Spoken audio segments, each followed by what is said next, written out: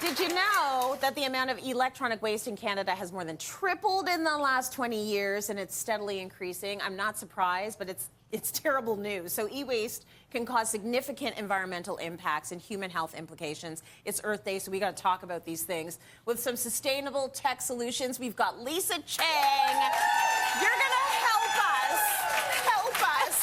I grapple with this on a personal level, right? As do I, yes. So it's the whole thing is really kind of scary to hear. Yeah, so think about it. We are wasting so many of our electronics that it's equivalent to filling the CN Tower, get this, 110 times per year. Per year. Which is insane. So waste, e-waste. Absolutely. So really it comes down to understanding the problem from the root. Yes. So first and foremost, e-waste can be attributed to two things. Number one, let's talk about the manufacturers. When it comes to the manufacturers, they're really creating products that are making the older ones a little bit harder to update, to repair. They're really marketing these products so that we're feeling FOMO if we're not buying the latest and greatest.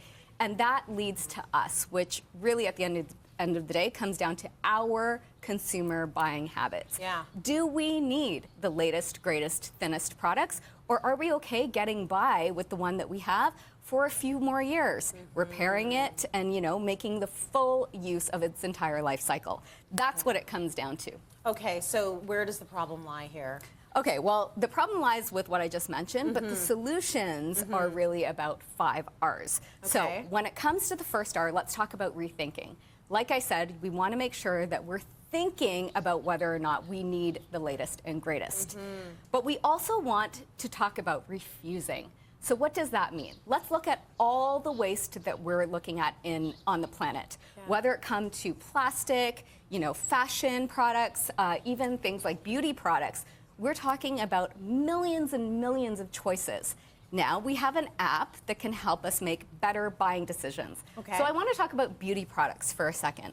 As I just mentioned, there are millions available on the market and hundreds of thousands of brands. Yeah. We want to make sure that we're buying products that are good for us as well as the planet. So there is an app called Think Dirty, which I love. You can download this app. Stop it, you dirty girl.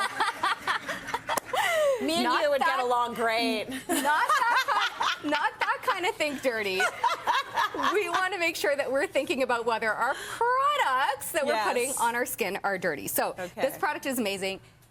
What you're going to do is upload the app onto your phone, and then you can take the app and scan, whether you're in store or at home, the UPC or the barcode on your product. And what that's going to do is give you a dirty meter scale reading. So it's going to take all of those ingredients and then notify you, the consumer, whether those products are toxic, whether they've done animal testing, whether any of those products are harmful for the environment. So really this is about putting the power back into your hands so that you can make better choices. Now, if you also have skin sensitivities, let's say you have eczema or rosacea, something like that, and you need to stay away from a certain ingredient, you can upload that into your profile and the app will notify you if there are products that you need to stay away from. Now, if there's a product that, let's say, is not in their database, you can also take that product and upload certain information about it into the app, and it will give you a real-time reading on whether or not that product is good for you. So I have Sahajan here. It's a clean product, really well rated from the app, and I really recommend that everybody use this. It's the second time you've come on the show to call me a dirty gal. You realize that? Last time we talked about tech, I was a dirty gal. Now if I put in my products, I'm a dirty gal. You're dirty. You and everybody else in the audience, everybody's dirty gals. But it's good to know. It's good to know, right? Absolutely. Okay, what is your next tip for us now, Lise? Okay, so the next thing is reducing. So like I said, do we need to buy every single product that's out on the market when it comes to electronics over and over again? Absolutely not. We want to make sure that we're looking for electronics brands that are putting really their money where their mouth is. And I want to call out HP in particular because they are Canada's most sustainable electronics company.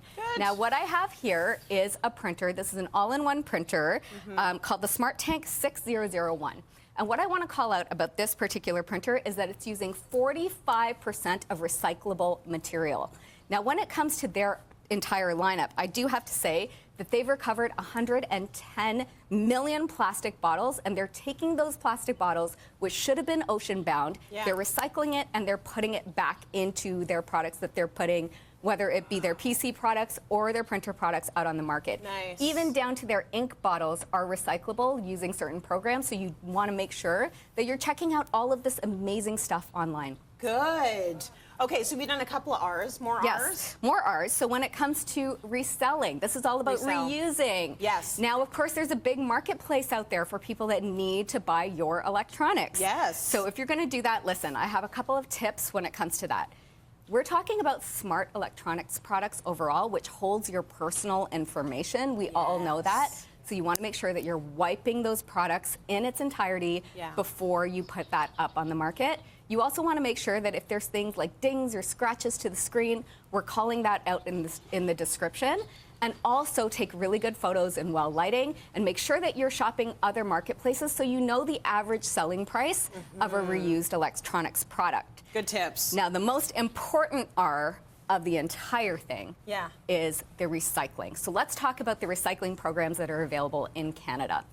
Every recycling program, whether it be in your province, your region, your municipality, it's all managed by the EPRA. So this is the Electronics Products Recycling Association. They essentially have drop-off centers, retail locations, so locations like Best Buy and Staples, which will take in your old products. They also run recycling events where you can go and take all of your big screen TVs and so forth. Good. And they will take these and they will essentially put it through a regulated recycling program. So what does that mean? It means that they're putting it through a recycling process that will use new technology to essentially take all of those materials that are in our technology and put it back into the marketplace so that they can be reused properly. But they're also stopping illegal export of our old recyclables. So we want to make sure that we call that out because really at the end of the day this comes down to a regulated system that everybody needs to use. So go on to the EPRA website and you can find out where in your region you can take your old electronics and have it recycled properly. Yeah, because none of this stuff should be going in your regular garbage. No. This is tech. It's special. It needs to go to a tech depot. Absolutely.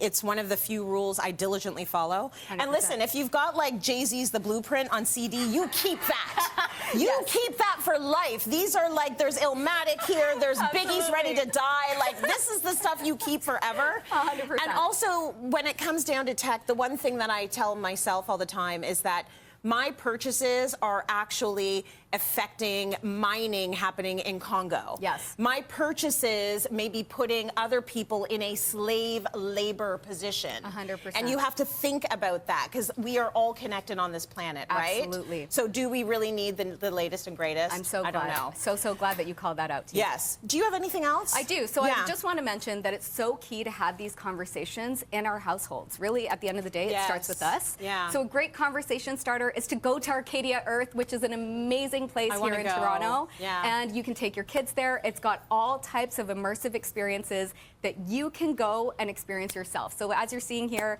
it's sort of like a walkthrough. They have all different rooms where you can learn about plastic waste, e-waste, even when it comes down to, you know, what's happening to our bees. It's all kinds of incredible education that you can get right there. Very cool. And everyone in our audience is going to take home 4 tickets to Arcadia.